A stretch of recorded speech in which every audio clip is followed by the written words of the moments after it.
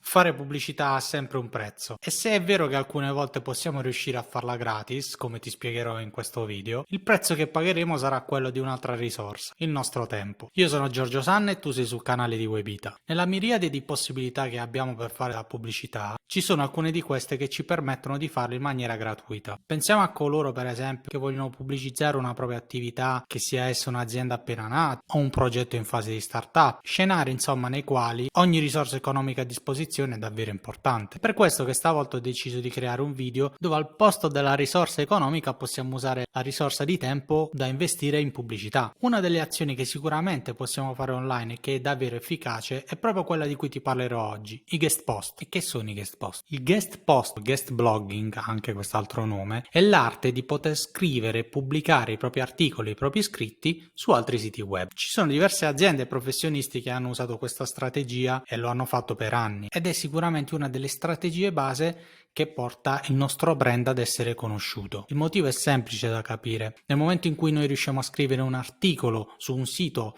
magari dello stesso settore inerente alla nostra azienda o attività in genere, questo ci porta molta più visibilità e anche credibilità a livello di brand. Inoltre, a seconda di quello che scriviamo, ovviamente possiamo dare più o meno credibilità ed essere più o meno precisi riguardo determinati argomenti. Quindi possiamo dire che siamo noi in un certo senso a incanalare l'attenzione verso il preciso argomento che noi vogliamo. Possiamo dire quindi che con il guest posting, quindi con i guest post creati da noi su altri siti, noi abbiamo tre vantaggi principali. La costruzione del nostro profilo personale, che si rifletterà anche sul brand, quindi una maggiore consapevolezza del marchio da parte di chi legge, parlo del nostro marchio, e terzo punto, non meno importante, un maggiore traffico verso il nostro sito. Già, perché il piccolo dettaglio che avevo messo è che dobbiamo inserire un link all'articolo che scriviamo, link verso il nostro sito. Sebbene questa strategia però potrebbe sembrare la manna dal cielo, perché sembra andare di pari passo con quello che è l'algoritmo di Google che a seconda dei link in entrata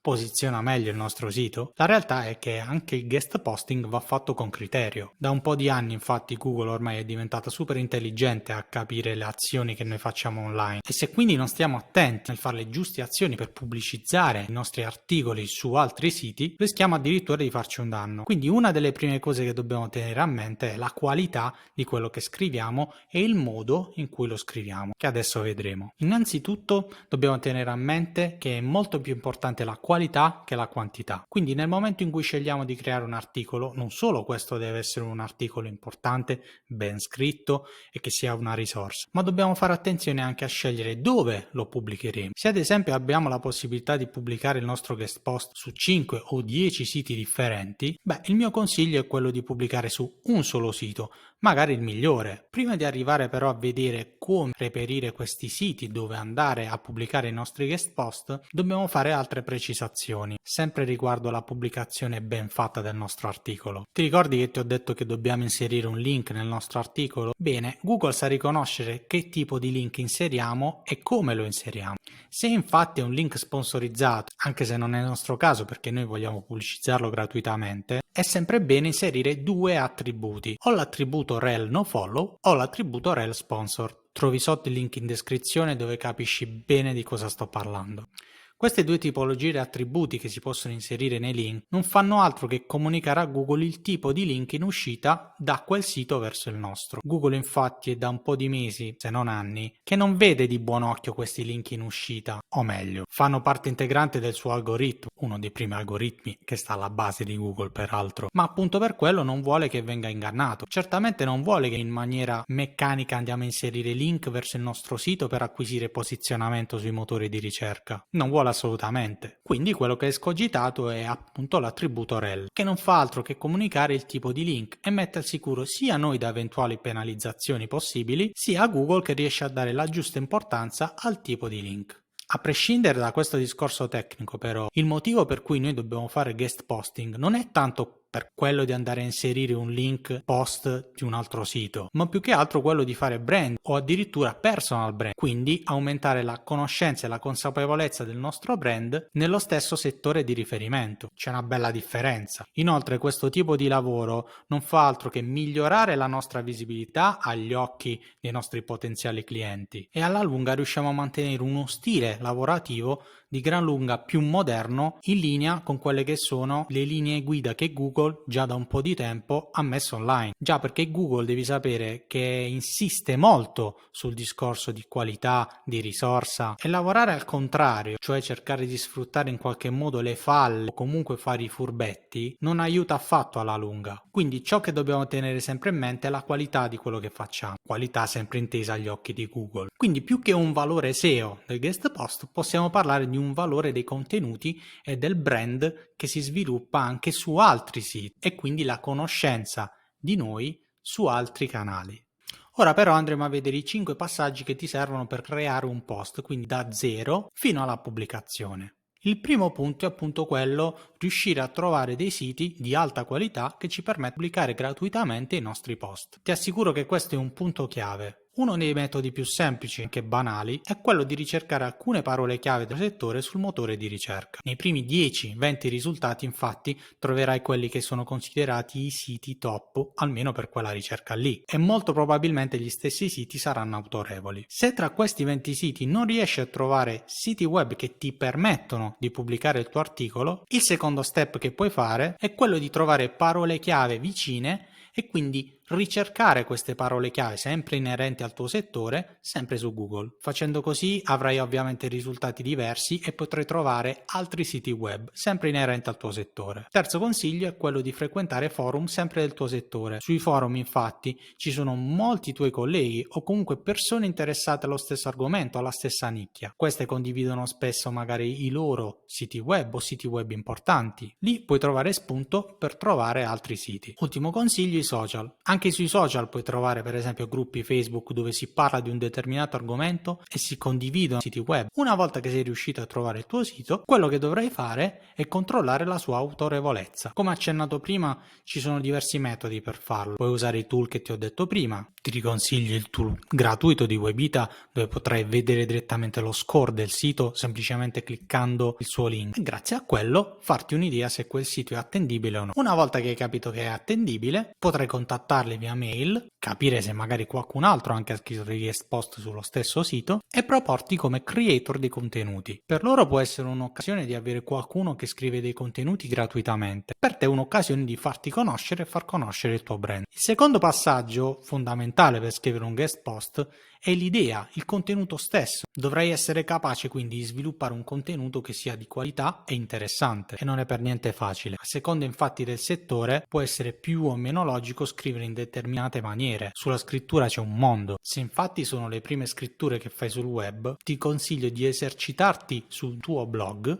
e di prenderti il giusto tempo che ti serve per creare un contenuto approfondito e ben fatto. Sicuramente però 3 cose che puoi tenere a mente prima di cominciare a scrivere sono se il contenuto è rilevante per il tuo marchio, se è interessante per il pubblico di destinazione e se su quel sito non è stato mai trattato, altra cosa importante. Un'altra cosa poi che puoi vedere è se ci sono già scritti su quel sito, come vengono scritti, quindi il tono di voce che viene utilizzato, in gergo significa lo stile di scrittura, e quindi cercare di rispettare un po' quelli che sono già gli stili che vengono presentati su quel sito, più tecnico, più descrittivo, sempre però non trascurando quello che deve essere il tuo stile di scrittura ovviamente. Ovvio poi che l'argomento in sé per sé deve essere il più popolare possibile, quindi prendere magari un problema della tua nicchia, che può essere il più disparato, e cercare di risolverlo con un contenuto che diventi una risorsa. Per i guest post quindi, quello che ti posso consigliare è di creare contenuti che siano sempre verdi, che quindi non parlino più che altro di attualità, ma che siano delle pietre miliari di contenuti. Questa cosa la devi tenere in mente quando realizzi il titolo, o anche la descrizione e il contenuto in sé. Ci sono anche poi altri tool che ti aiutano per esempio nella scelta di quello che dovrà essere il titolo appunto che devi realizzare. Ubersuggest infatti fa proprio questo, prende le parole chiave o lo stralcio di titolo che tu gli inserisci e ti fa vedere il volume di ricerca di quello consigliandotene altri, utile se magari hai dei dubbi o comunque vuoi trovare la migliore soluzione di titolo. In linea di massima però ricorda sempre che quello che devi fare è scrivere per il tuo pubblico, quindi a parte quello che è il numero di ricerche, la parola chiave, visto che Google è sempre più intelligente a capire i sinonimi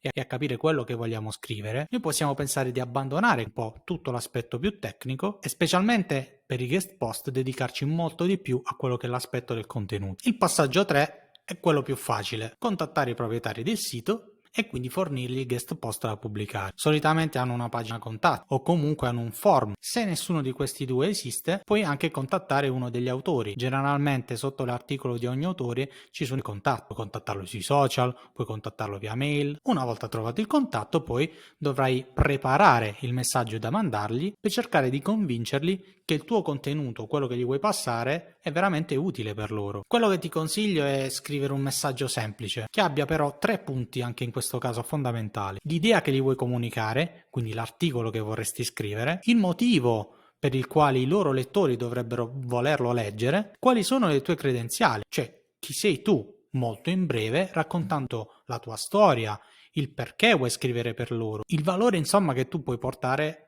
al loro sito web. Quarto passaggio, la scrittura del tuo articolo. Ricordi quello che ti ho accennato prima? È molto importante che tu realizzi quale sia lo stile del loro sito web, quante parole sono solitamente lunghi gli articoli, che stile di immagini utilizzano, quale titolo, quindi quale intestazione, che tono di voce, quindi che stile adottano.